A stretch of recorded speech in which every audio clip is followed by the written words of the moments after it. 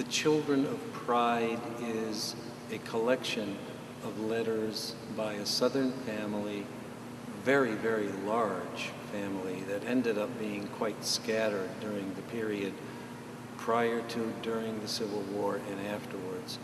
But even though they were scattered around the state of Georgia, they were from Liberty County, Georgia, and members of the family were in the conflict of the Civil War.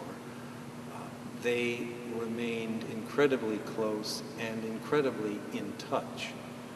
And this grouping of letters is just a beautiful chronicle of an entire family's life. I think what we might call a really beautiful, wonderful life that literally disintegrated before their eyes as the conflict happened. And this letter that I chose is towards the end of the letters.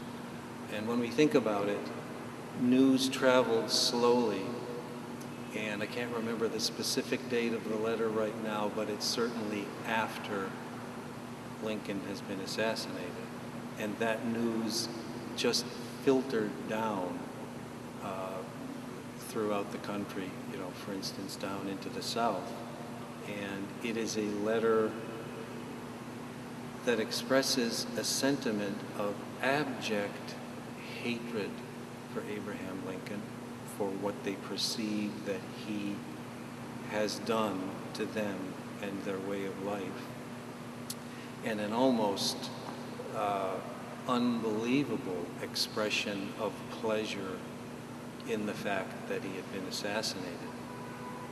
And I just read that and was stupefied, my jaw dropped.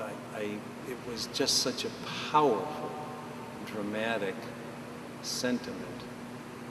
It's been there in my mind for a number of years. I've had this book and have been reading it for a long time.